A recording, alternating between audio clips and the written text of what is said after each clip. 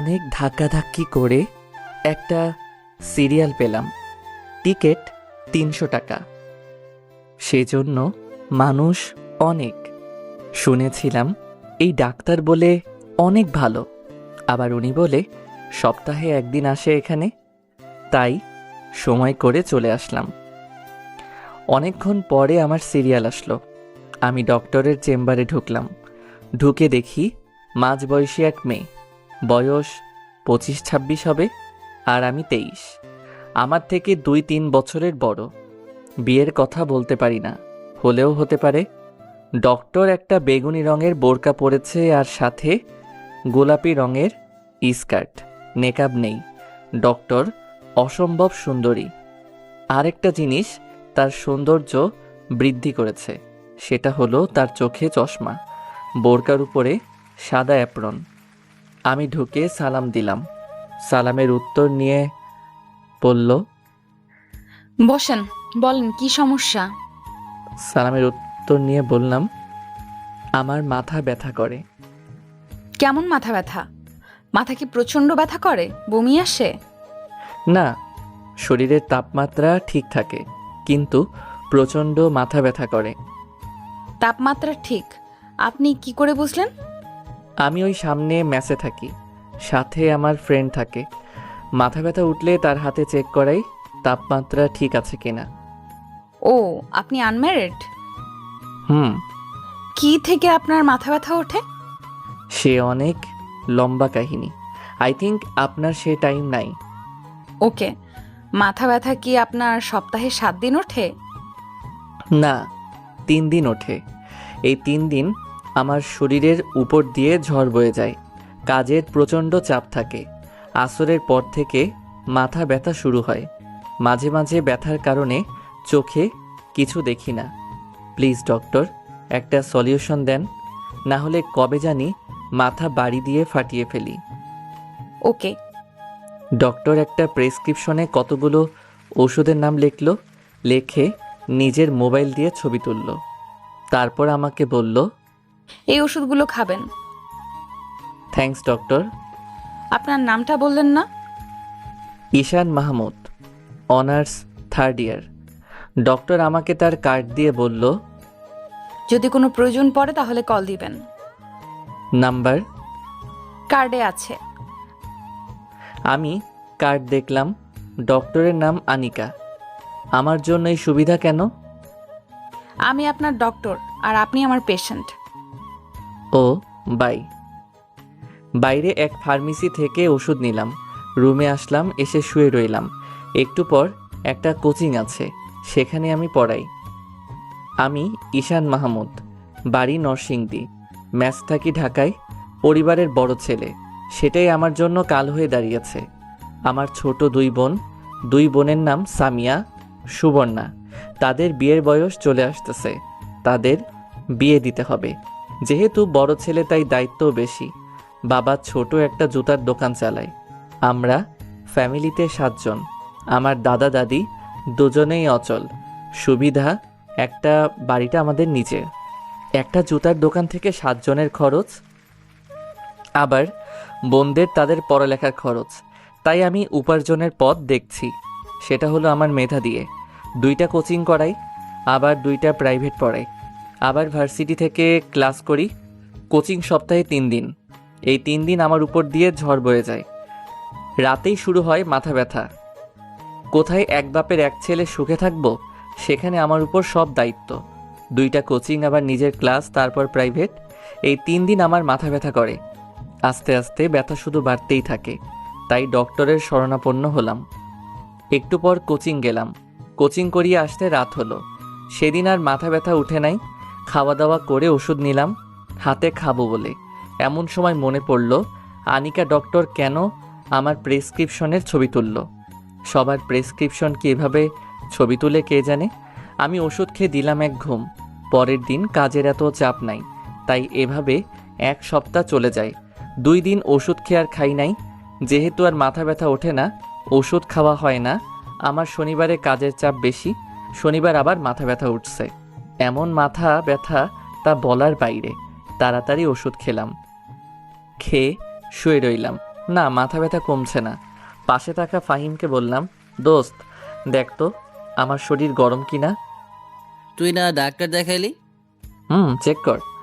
ফাহিম আমার হাত ধরে বলল, তোর শরীর একদম ঠান্ডা। ওকে। ওষুধ খাইছি, দেখি কাজ হয় কিনা। নিজে নিজে মাথা হাতাইয়া আরও 1 ঘন্টা পার করলাম। দোস্ত মাথায় পানি দিব? আমার তো শরীর গরম না। পানি দিলে কি লাভ হবে? আচ্ছা আচ্ছা, তাহলে ঘুমানোর চেষ্টা কর। আমার মাথা ব্যথা আর সহ্য হচ্ছে না। আমি ডাক্তারের কার্ড বের করলাম, ফোন দিলাম। কতক্ষণ রিং হলো। একটু পর বলে ব্যস্ত আছে। আমি আরও 2বার দিলাম, ব্যস্ত আছে। আরেকবার দিলাম, ওয়েটিং আছে। মেজাজটা গরম হয়ে গেল। ব্যথার কারণে ঘুম আসছে না। আমি আরও 20 মিনিট পর ফোন দিলাম। এবার ধরছে। আসসালামু আলাইকুম। ওয়ালাইকুম সালাম। জি, কে বলছেন? ঈশান মাহমুদ, আপনার পেশেন্ট। কোন ঈশান মাহমুদ? আমি চিনতে পারলাম না। আরে আপনাকে যে বলছিলাম আমি মেসে থাকি। সরি, চিনতে পারলাম না। আপনার সমস্যাটা বলেন। ডক্টর, আপনি আমার প্রেসক্রিপশন লিখে মোবাইল দিয়ে ছবি তুলেছেন। ও, মনে পড়েছে। ঈশান মাহমুদ, প্রচণ্ড মাথা ব্যথা। হ্যাঁ, এখন প্রচণ্ড মাথা ব্যথা করতেছে। ওষুধ খেয়েছি, কমার কোনো নাম নাই। এক কাজ করেন, আগামীকাল আমার চেম্বারে চলে আসেন। আগামীকাল আসবো নে। এখন একটা ব্যবস্থা করেন। আমি একটা বড়ির নাম বলছি, এই বড়িটা এনে খান। ওকে। বাই। ফাহিমকে দিয়ে পাঠাইলাম বড়ি আনতে। বড়ি আনলে খাইলাম, খেয়ে বিছানায় শুইলাম। কখন যে ঘুমিয়ে গেলাম বলতেও পারলাম না।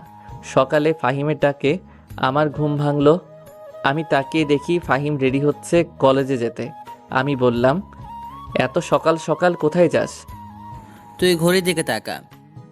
আমি তাকিয়ে দেখি 10টা ছুঁই ছুঁই। এতক্ষণ ঘুমাইলাম আজকে। আমি তো তোর ডাকের আশায় ঘুমাই, তুই তো সকালে আমাকে ডাক দেস। আমি চিন্তা করতে লাগলাম, তাহলে কি গতকাল রাতে ডক্টর আমাকে ঘুমের বড়ি বলছে খাওয়ার জন্য? যাই হোক, মাথাটা এখন অনেক ভালো লাগছে। Thanks doctor. আর একটা কথা আমার মাথায় ঘুরপাক খাচ্ছে।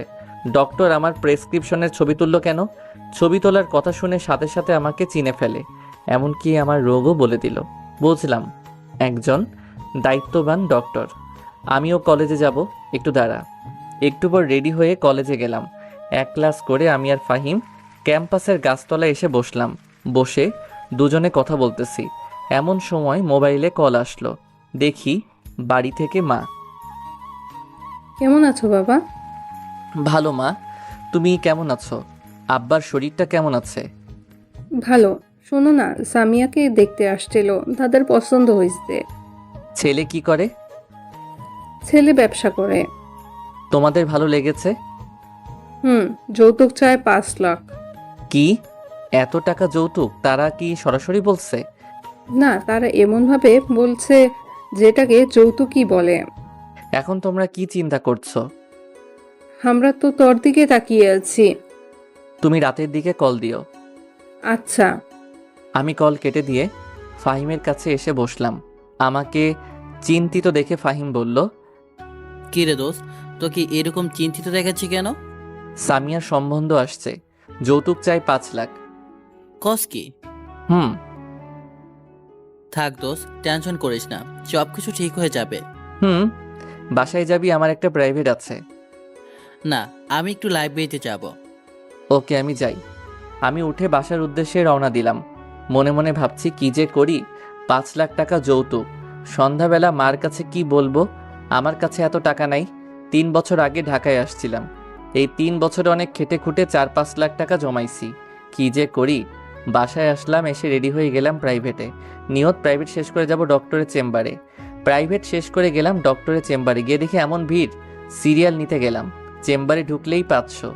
আমি গিয়ে পিএসকে বললাম সিরিয়াল দিতে।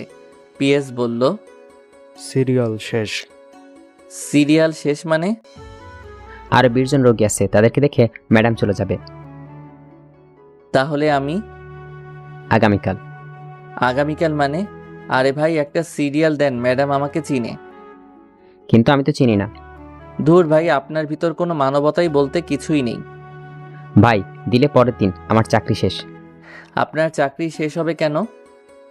আমি একদিনে এরকম দয়ামায়া করে একজনকে ম্যাডামের কথায় বাইরে সিরিয়াল দিয়েছিলাম। তারপর? তারপর আর কি, ম্যাডাম প্রচণ্ড রেগে যায় আর আমার চাকরিটা নট করে দেয়। পরে অনেক মিনতি করে চাকরিটা আবার ঠিক করেছি। শুনেন, ম্যাডাম প্রচণ্ড জেদি, কোনো ভুল হলেই রেগে যায়। তাই আমাদের সাথে সাবধানে থাকতে হয়। সেজন্যই ভাই আমি এত বড় রিস্ক নিতে পারবো না। ইটস ওকে, আগে বুঝিয়ে বলবেন না? এই বলে আমি সেখান থেকে চলে আসলাম আর ভাবতে লাগলাম কি করা যায়। আগামীকাল আবার আসব। আগামীকাল আসা সম্ভব নয়, কারণ আগামীকাল কোচিং আছে। যা করার আজকেই করতে হবে। ফোন দিব না, যদি রেগে যাই। এখন একটাই উপায়, সেটা হলো অপেক্ষা করা। চেম্বার থেকে বের হওয়ার সময় ধরতে হবে। কেন জানি মনে হচ্ছে ডক্টর আমাকে একটু বেশি কেয়ার করে। কেয়ারের পিছনে কি অন্য কোনো কারণ আছে? থাকলে ভালো, কারণ ডক্টরকে প্রথম দেখাতেই আমি ক্রাশ খেয়েছি। এক জায়গায় বসে অপেক্ষা করতে লাগলাম। 1-2 জন, এভাবে 10-12 চলে গেছে। আমার অসহ্য লাগতেছে। মনে হচ্ছে আরও 2 ঘন্টা লাগবে। আমি আর অপেক্ষা করতে পারছি না। আসরের সময় হয়ে আসছে। ভাবলাম চলে যাব। না না, কোনোভাবেই হার মানবো। আমি অপেক্ষা করতে লাগলাম। মনে হচ্ছে পৃথিবীর সবচেয়ে কঠিন কাজ হচ্ছে অপেক্ষা করা। এদিকে ঘুম পাচ্ছে। অনেকক্ষণ অপেক্ষা করলাম। যদি সিরিয়াল পেতাম তাহলে এই 20 জনের পরেই আমাকে ঢুকতে হতো। সুতরাং অপেক্ষা আমাকে করতেই হতো। অবশেষে এই 20 জন শেষ হলো। ভাবতেছি এখন ঢুকবো নাকি বের হলে ধরবো। বের হলেই ধরবো। ঠিক 20 মিনিট পর ডক্টর বের হলো। আমি সামনে গিয়ে বললাম, ম্যাডাম, আমি ঈশান মাহমুদ। এখন আর রোগী দেখা হবে না, আগামীকাল। আপনি আমাকে আগামীকাল বলছিলেন চেম্বারে আসতে। লিসেন, সরি, শোনেন, আমি এখন আর কোনো রোগী দেখব না। ক্লিয়ার? এই বলে ডক্টর চলে যাচ্ছে। আমি তো অবাক। এই ব্যবহার ডক্টরের কাছ থেকে আশা করিনি। তার আবার মার্কা পিএস কানে কানে এসে বলল, বলছিলাম না আগামীকাল আসছে, শুধু 4 ঘন্টা অপেক্ষা করলেন। আমার শরীরটা জ্বলে উঠল। ঠিকই তো, শুধু শুধু 4 ঘন্টা অপেক্ষা করলাম। ভাবছিলাম ম্যাডাম একটা ভালো মানুষ, কিন্তু এখন দেখছি সে একজন মানবতাহীন মানুষ। আর ভুলেও এই ডাক্তার নাম মুখে আনবো না। যত সব ফালতু ডাক্তার, টাকার জন্য তারা সব করতে পারে। এখন যে চেম্বারে ঢুকলে যে টাকা লাগবে না, অপেক্ষার কথা বাদ দিলাম। দেশে যেমন ডক্টর একটা। এসব ভাবতে ভাবতে হসপিটাল থেকে বের হয়ে বাসায় চলে আসলাম। আসলে ফাহিম বলল, কোথায় ছিলি এতক্ষণ? আর বলিস না, যত সব ফালতু ডাক্তার। মানবতা বলতে কিছুই নেই। কেন যে সব ফালতু ডাক্তার দেশে জন্মায়। কি হয়েছে সেটা বল। আমি ফাহিমকে ডাক্তারের কাছে যাওয়া অপেক্ষা করা শেষে ডক্টরের হৃদয় বিদারক কথাগুলো বললাম। এসব শুনে ফাহিম কতক্ষণ ডক্টরকে বকলো। আমি আর জীবনে এই ডাক্তারের নাম মুখে আনবো না। ঠিক আছে, দেশি কি ডাক্তার একটা নাকি? আমি আর ফাহিম কতক্ষণ বকে শরীরের জিদ মিটাইলাম। আসলে আমি একটা বোকা। বোকা না হলে 4 ঘন্টা বইসা রইলাম। একটু পর বাবার কাছে ফোন দিলাম। কেমন আছেন আব্বা? ভালো, তুই কেমন আছো? ভালো। সকালবেলা মার সাথে কথা বলছি। আপনি কি বলেন? আপনি জানেন এখানে খরচ একটু বেশি হয়, আর 5 লাখ টাকা যৌতুক আমাদের জন্য অনেক বেশি হয়ে যায় না?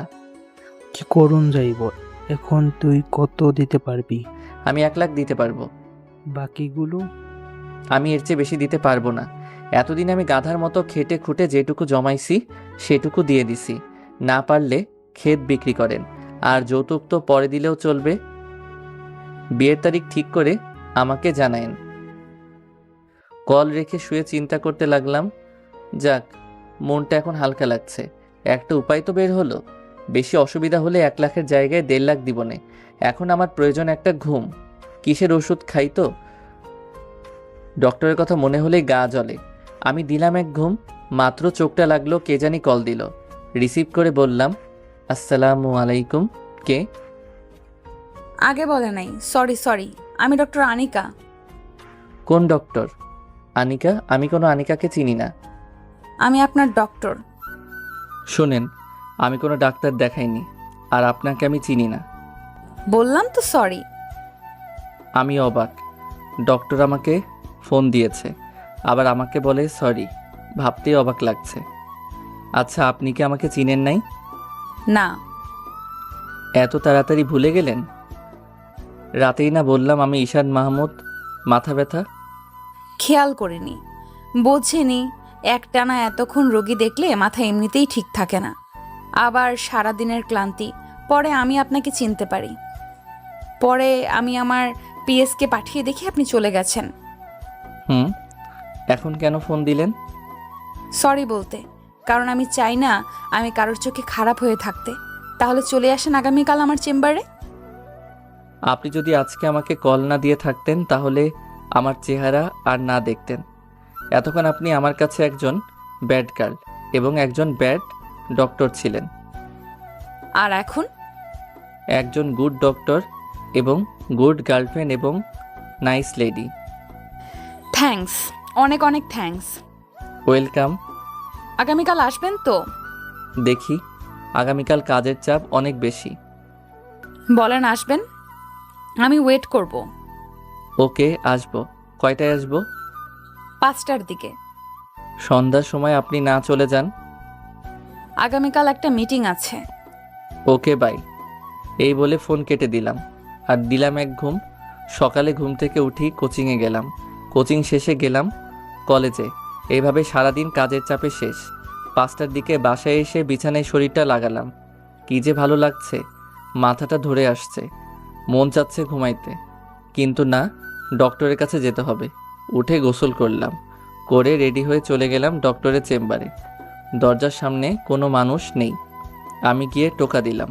ভিতর থেকে বলল। আমি ভিতরে ঢুকে সালাম দিলাম। ওয়ালাইকুম সালাম, বসেন। থ্যাঙ্কস। আজ ডক্টর একটা খয়েরি রঙের বোরকা আর সাদা কালার ওড়না দিয়ে স্কার্ট পরা, নেকআপ নেই। মনে চায় শুধু তাকিয়ে থাকতে। শরীর ঠিক আছে? না, কেমন লাগছে? যে রকম সবসময় লাগে। তাহলে আমি আপনাকে নতুন কয়েকটি ওষুধের নাম বলে লিখে দিচ্ছি, সেগুলো খাবেন। কিন্তু আগেরগুলো? আগের ওষুধগুলোও খাবেন, এগুলোও খাবেন। ওকে। যদি আপনার রোগ ভালো হয়ে যায় তাহলে আপনি কি করবেন? কি করব? আপনাকে মনে মনে অনেক ধন্যবাদ দিব।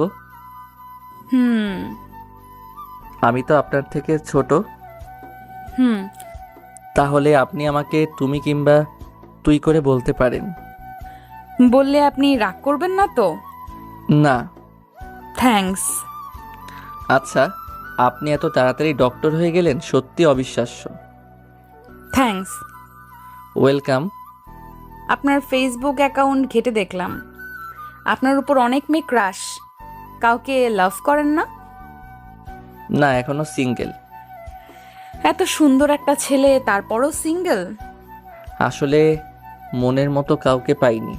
আর এভাবে 5-6টা প্রেম করার চেয়ে ভালো না একজনকে মন থেকে ভালোবাসা, যাকে সারা জীবন আগলে রাখবো এই বুকের ভিতর। ঠিক বলছেন। আপনার সম্পর্কে কিছু বলেন। এমন সময় কে জানি ডক্টরের মোবাইলে ফোন দিল। হ্যালো আশিক, কি করো? ঘুরতে আসছো? কার সাথে? বন্ধুদের সাথে? আচ্ছা, ভালো করে চিল করো, আমি চেম্বারে রোগী দেখি। ওকে, বাই বেবি। আমি মনে মনে ভাবছি কে হতে পারে। বন্ধুর সাথে তো এভাবে কথা বলে না কেউ। লাস্টে বেবি বলাতে আমার সব ক্লিয়ার হয়ে যায়। ডক্টরের বয়ফ্রেন্ড, এটাই ছিল আমার কপালে। অনেক দিন পর একটা মেয়ে পছন্দ হয়েছে, তারও বলে বয়ফ্রেন্ড আছে। কে ছিল? বয়ফ্রেন্ড। ও। রাগ করছেন? রাগ করব কেন? কেন জানি আমার চোখ দিয়ে পানি চলে আসছে। এ কি, তুমি কাঁদছো? না না, কই না তো। ডক্টরের মুখ থেকে তুমি শুনে কলিজায় গিয়ে আঘাত লাগলো। বেশি মাথা ব্যথা করছে? হুম, কষ্টের কথা না বলার জন্য মিথ্যা বললাম। আচ্ছা ঠিক আছে। থ্যাঙ্কস। আমি চোখ মুছে কিছুক্ষণ চুপ করে থাকলাম। আমি ডক্টরের চোখের দিকে তাকালাম, ডক্টর আমার চোখের দিকে তাকালো। দুজনের চোখ একসাথে হলো। ডক্টরের চোখ দেখে মনে হচ্ছে ডক্টর আমাকে কি যেন বলছে। সেটা কি আমাকে ভালোবাসার কথা? ডক্টর চোখ নিচে নামাচ্ছে না, এক চোখে আমার দিকে তাকিয়ে আছে। আমি চোখ সরিয়ে বললাম, তো ডক্টর আমি উঠি? আর একটু বসেন, আমিও বের হব। একটু পর দুজন একসাথে হসপিটাল থেকে বের হয়ে আসলাম। একটাও কথা বললাম না, কারণ তার বয়ফ্রেন্ড আছে। সে তার বয়ফ্রেন্ড নিয়ে সুখে থাকুক আর আমি আমার রাস্তা দেখি। দুজনে পাশাপাশি হাঁটছি। আনিকা বলল, আমার সম্পর্কে তো কিছু বলা হয় নাই। আরেকদিন শুনবো। ওকে। আচ্ছা ডক্টর, আপনি আমার বড়, আপনাকে আনিকা আপু বলে ডাকি, রাগ করবেন না? আপু ডাকার দরকার নেই, ডক্টর বলবা। আচ্ছা, আপনার বয়ফ্রেন্ড সম্পর্কে কিছু বলেন। তার নাম আশিক, সে একটা জব করে। তার সাথে দেখা হয়েছিল আমার কানাডায়। আপনি কানাডায় গিয়েছেন, আপনারাই পেরেছেন জীবনে কিছু করতে। থ্যাঙ্কস। তাহলে আমি যাই। বাই। Good bye. আমি একটা রিক্সা ডেকে চলে আসলাম। মনে মনে এটাই বোধহয় ডক্টরের সাথে শেষ দেখা। আমি বাসায় চলে আসি। এসে ফাইমের সাথে কোনো কথা না বলে ঘুমিয়ে পড়ি। আনিকা এরকম বিব্রতকর অবস্থায় আগে কখনো পড়েনি। ঈশান যে কেঁদে দিবে কে জানতো। আসলে আনিকার ঈশানকে প্রথম দেখাতে ভালো লেগেছে, কিন্তু আনিকার তো একটা বয়ফ্রেন্ড আছে। এই কথাটা আনিকা ঈশানকে কয়েকদিন পরে বলতো। আনিকার নিয়ত আশিকের সাথে ব্রেকআপ করে ফেলবে, কারণ কিছুদিন আগে সানিকে অন্য এক মেয়ের সাথে দেখে ফেলে। আর কিছুদিন ধরে আশিক আনিকাকে বেশি কেয়ার করে না। তার কারণ আশিক হয়তো আনিকার যে ভালো কাউকে পেয়ে গেছে।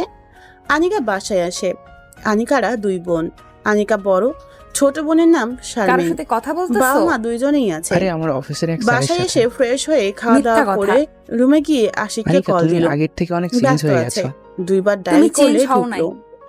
না, আচ্ছা তাহলে তুমি কল লিস্টের একটা স্ক্রিনশট দাও। কোনো চালাকি করবা না, কল কাটবা না। কেন, তোমাকে আমার কল লিস্টের ছবি দেবো? এই কথা দ্বারা বোঝা যায় তোমার ভেতরে সমস্যা আছে। তোমার সাথে কথা বলতে আমার ভালো লাগছে না। ভালো লাগবে কি করে? আমার থেকে ভালো কাউকে পেয়ে গেছো। শয়তান ফোন কেটে দিয়েছে। ব্রেকআপ করে ফেলবি এনে ঘুরাইতেছস কেন? শারমিন ঢুকলো আনিকার রুমে, ঢুকে বলল, কাকে এইভাবে গালি দিচ্ছ আপু? কাউকে না। দেখো তো আপু, এই দুজন থেকে তোরে কাকে ভালো লাগে? আনিকা অনিচ্ছা সত্ত্বেও তাকালো শারমিনের মোবাইলে, দেখে ঈশান আর একটা অপরিচিত ছেলের ছবি। আনিকা বলল, তুই এই ছবি কোথা থেকে পেয়েছিস? তুই চিনিস? হুম। তুই কি করে চিনলি? আগে তুই বল। সে হলো ঈশান মাহমুদ, আমাদের কলেজে 3rd ইয়ারে পড়ে। অধিকাংশ মেয়েদের ক্রাশ, কিন্তু সে আবালের মতো সারাদিন কাজ করে, কোনো মেয়েকেই বার্তা দেয় না। তোর ক্রাশ? না, দেখ তার হাবাগোবা বন্ধুটার উপর ক্রাশ খাওয়া আমি। দে তোর মোবাইলটা দে। এই বলে আনিকা শারমিনের হাত থেকে মোবাইল নিয়ে ছবিটি ভালো করে দেখতে লাগলো। বলল, ঈশান মাহমুদের উপর যতগুলো মেয়ে ক্রাশ খেয়েছে তার একটা লিস্ট আমাকে দিবি। কেন, তুই ক্রাশ খেয়েছস? তাহলে আশিক ভাই? সে আমার পেশেন্ট। অনিচ্ছাকৃতভাবে আনিকা শারমিনের মোবাইলের ছবিগুলো দেখতে একটা ছবির উপর আনিকার চোখ আটকে যায়। এই ছবির মধ্যে এটা কে? তুই দেখে ফেলছস? মানে? কয়েকদিন আগে আমরা কয়েকজন ফ্রেন্ড মিলে গিয়েছিলাম একটা রেস্টুরেন্টে। সেই রেস্টুরেন্টে আশিক ভাই আর একটা মেয়ে বসে ডেট করছিল। সুযোগ বুঝে এই ছবিটা আমি তুলে রেখেছিলাম, ভেবেছিলাম তোরে দেখাবো, তো পরে ভাবলাম যদি তুই কষ্ট পাস, সেই জন্য দেখাইনি। ঠিক আছে, আমি জানতাম সে তলে তলে আরেকটা মেয়ের সাথে ডেট করে। তুই এই ছবিটা আমাকে দে, তার সাথে এখনই ব্রেকআপ করব। তারপর কি ঈশানের সাথে প্রেম করবি? তুই বেয়াদব, গিয়ে পড়তে বস। উপকার করলেও দোষ। এই বলে শারমিন চলে গেল। আনিকা ছবিটা আশিকের কাছে টেক্সট করলো, তারপর ফোন দিল। মেয়েটা কে? কে এটা আমি জানি না। তোরে আমি কত ভালোবাসতাম, আর তুই কিনা আমারে ভালোবাসার এই ফল দিলি। আরে তুই তো একটি বুড়ো বেটে, আর তুই আমারে টাইম দেস? তুই তো থাকস তোর কাজ নিয়ে। আর ছবির মধ্যে যে মেয়েটা দেখছস, জানোস তার বয়স কত? 19, মাত্র 19। তোর মতো বুড়ো না। আনিকা আশিকের মুখ থেকে এসব কথা শুনে অবাক হয়ে যায় আর কাঁদতে থাকে। তুই ঠিকই বলছ, আমি বুড়ো। যা, তোর সাথে ব্রেকআপ। তুই এই শাস্তি একদিন না একদিন পাবি। এই বলে ফোন কেটে দেয় আর কাঁদতে কাঁদতে সারা রাত কাটিয়ে দিল। ঈশান সকালে ঘুম থেকে উঠে জীবনযুদ্ধে লেগে গেল। ঈশানের খালি ডক্টরের কথা মনে পড়ে, পরক্ষণেই আবার মনে পড়ে আরে ডক্টরের না বয়ফ্রেন্ড আছে। এভাবে একটা সপ্তাহ চলে যায়। ডক্টরের ওষুধগুলো নিয়ম মাফিক খাওয়ার ফলে আর মাথা ব্যথা উঠে নাই। ঈশান বোধ হয় ডক্টরের কথা জীবনেও ভুলতে পারবে না। বাড়ি থেকে ফোন আসলো ঈশানের বোনের বিয়ের তারিখ ঠিক হয়েছে, আর 1 সপ্তাহ পর বিয়ে। ঈশান ফাহিমকে নিয়ে বাড়িতে চলে আসলো। বিয়ে শেষ করে ঢাকায় আসতে 15 দিন লেগেছে। ফাহিম আগেই চলে এসেছে। পরে শেষমেশ ঈশানকে 1.5 লাখ টাকাই দিতে হলো। যৌতুক পুরোটা দেওয়া হয় নাই, ঈশানকেই দিতে হবে। ঈশানের সামনে পরীক্ষা আসতেছে, সকল কিছু ঠিক রেখে পরীক্ষার পড়া পড়তে হয়। ছাত্র হিসেবে এত খারাপ না। পরীক্ষা দিল, পরীক্ষা খুব ভালো হলো, রেজাল্ট ভালো আসলো। এখন একটা কোচিংয়ে প্রাইভেট পড়ায়, একটা প্রাইভেট ফার্মকে দিছে। ঈশানের রেজাল্ট ভালো দেখে ফার্স্ট ইয়ারের কয়েকটা ছেলে মেয়ে এসে বলল প্রাইভেট পড়াইতে। ঈশান অনেক না করে, কিন্তু কে শুনে কার কথা, শেষ পর্যন্ত রাজি হতে হলো। পরদিন থেকে তাদের কোচিং করায়। এভাবে 2 মাসের মতো চলে যায়। মাথা ব্যথা যেহেতু উঠেই না, ঔষধ খাওয়া আরও আগেই ছেড়ে দিয়েছে। ঔষধ দেখলে ঈশানের সেই ডক্টরের কথা মনে পড়ে। ঔষধও দেখা হয় না, আনিকার কথা মনেও পড়ে না। ফার্স্ট ইয়ারের ব্যাচটা ঈশান পড়ায়। সেখানের একটা মেয়ে কি যেন বলবে ঈশানকে, কিন্তু ঈশান পড়া ছাড়া অন্য কোনো টপিক নিয়ে কথা বলে না, সেরকম কোনো চান্স দেয় না। একদিন তাদের পড়িয়ে চলে যাচ্ছে, এমন সময় এই ব্যাচের সবচেয়ে সুন্দরী মেয়েটা ঈশানকে ডাক দিল। কয়েকদিন ধরে লক্ষ্য করছে মেয়েটার চেহারার সাথে ডক্টরের অনেকটা মিল আছে। তাহলে সে কি ডক্টরের ছোট বোন? মেয়েটা কাছে আসতেই ঈশান বলল, কি বলবা বলো? কিছু না। তাহলে ডাক দিছো কেন? আমি গেলাম। প্লিজ যাবেন না, আপনার বন্ধু ফাহিম। ফাহিমকে? কি করছে? তার নাম্বারটা একটু দিবেন? আমি কেন দিতে যাব তার নাম্বার? প্লিজ দেন না, প্লিজ প্লিজ প্লিজ। নাম্বার নিয়ে কি করবা? সেটাও বলতে হবে? হুম, তাকে কল দিয়ে বলবো, তাকে আমি ভালোবাসি, তাই না? হুম। দেখো, আমি তোমাকে একটা কথা বলি, এসব প্রেম ভালোবাসা বাদ দিয়ে পড়ালেখায় মনোযোগ দাও। দিবেন না আগেই বলতেন, কেন এতক্ষণ ঘুরালেন? ধুর, আমি গেলাম। এই বলে মেয়েটা চলে যাচ্ছে। ঈশান কি যেন ভেবে আবার শারমিনকে ডাক দিল। কাছে আসতেই ঈশান বলল, তোমরা কয় ভাই বোন? শারমিনের মুখে বাঁকা হাসি ফুটে উঠল। বলল, দেখছেন মানুষটাকে কিভাবে প্রয়োজন পড়ে। দেখছি। এখন বলো তোমরা কয় ভাই বোন? আপনার সব প্রশ্নের উত্তর দিব, আগে আমাকে ফাহিমের নাম্বার দিয়ে দেন। আমি ভাবছি নাম্বার দিব নাকি দিব না। ফাহিম বেচারা একবার ছ্যাঁকা খেয়ে আর প্রেমের নাম নেয় নাই। আর শারমিন তো অনেক সুন্দরী, দেই নাম্বার। ওঠান। Thank you. নাম্বার উঠাও, আমি বলছি। এবার আমার প্রশ্নের উত্তর দাও। কি? কতবার বলবো তোমরা কয় ভাই বোন? আসতে বলেন, নইলে কিন্তু চলে যাব। ওকে বলো। আমরা 2 ভাই বোন নাই। বোন কি তোমার বড়? হুম। কি করে? আমি এত প্রশ্নের উত্তর দিতে পারবো না, গেলাম। কোথায় যাও? বলে যাও। বলতে পারবো না। তোমাকে ভুল নাম্বার দিয়েছি। ঈশান কথাটা বলল সম্পূর্ণ অনুমানে, কারণ এই সময় ফাহিম ঘুমায়, আর সে ঘুমানোর সময় মোবাইল বালিশের নিচে ফেলে ঘুমায়। তার মানে নেটওয়ার্ক নাই। চালাক মেয়ে কল দিয়েও ফেলেছে। যেটা ভাবছিল সেটাই, কোনো রেসপন্স নেই। শারমিন এসে বলল, আমার বড় বোন ডাক্তারি করে। কোন হসপিটালে? শারমিন হসপিটালের নাম বললে ঈশানের চিনতে কষ্ট হয় নাই এটা যে আনিকার ছোট বোন। শারমিন বলল, এবার সঠিক নাম্বার দেন। এটাই সঠিক নাম্বার, আবার চেষ্টা করো। শারমিন আবার চেষ্টা করে। এবার কল ঢুকে ওপাশ থেকে বলল, আসসালামু আলাইকুম, কে? শারমিন কথা বলতে বলতে চলে গেল। ঈশানের চোখটা গাছতলায় যায়। দেখে 3টা ছেলে তার দিকে আঙ্গুল দিয়ে কি যেন দেখাচ্ছে। ছেলে 3টা সেকেন্ড ইয়ারে পড়ে। ক্যাম্পাসের মধ্যে ফার্স্ট নতুন ইয়ারে ছাত্রছাত্রীদের সাথে র্যাগিং করে। ঈশানের সাথে তেমন চান্স নাই, জানি চট থাপ্পড় গালে পড়বে। তাদের যাওয়া ঈশানের কাছে সুবিধার লাগলো না। কিছু একটা হতে পারে, সাবধান থাকতে হবে। ঈশানের বাসায় যেতে যেতে রাত হয়ে যায়। বাসার পিছন দিয়ে একটা গলি আছে। এই গলিতে তেমন মানুষ থাকে না সন্ধ্যার পর। ঈশান মাত্র গলিতে ঢুকলো, দেখে পিছনে আরো 2জন গলিতে ঢুকছে। তাদের দিকে চোখ যায় ঈশানের, আর চিনতে কষ্ট হলো না যে গাছতলায় বসা 3 জনের মধ্যে 2 জন। ওরা ঈশানের থেকে অনেকখানি দূরে। ঈশান ভাবলো কোনো একটা ঝামেলা হতে পারে। ঈশান হাঁটার গতি বাড়িয়ে দিল। একটু সামনে এগিয়ে দেখে বাকি আরেকজন। ঈশানের বুঝতে কষ্ট হলো না এটা একটা ফাঁদ। ঈশান হাঁটার মধ্যে মোবাইল বের করে ফাহিমকে মেসেজ করলো যত তাড়াতাড়ি সম্ভব বাসার পিছনের গলিটায় আসতে, সমস্যায় পড়েছে। মেসেজটা করে সুবোধ বালকের মতো হেঁটে যাচ্ছে। এমন ভাব ধরলো যেন তাদের দেখে নাই। ভাব ধরাটা বেশিক্ষণ টিকেনি, পিছন থেকেই ডাক আসলো, ওই দাঁড়া, তোর সাথে কথা আছে। ঈশান না শোনার ভান করে হেঁটে চলে যাচ্ছে। এই তোরে বলেছিলাম না দাঁড়াতে। ঈশান এবারও না শোনার ভান করে হেঁটে চলেছে। এবার সামনের জন ঈশানের পথ আটকালো আর বলল, তোরে ডাকছে, শুন শোনা। কি বলবি বল। ডাক দিছি, শোনস নাই কেন? প্রয়োজন মনে করিনি। কি বলবি বল, আমি চলে যাচ্ছি। তোর যাইতে দেরি আছে, তোর সাথে আমাদের অনেক বোঝাপড়া আছে। আমি তোদের কোনো সমস্যা করছি? ক্যাম্পাসের সব সুন্দরী মেয়েরা তোর পিছনে ছুটে।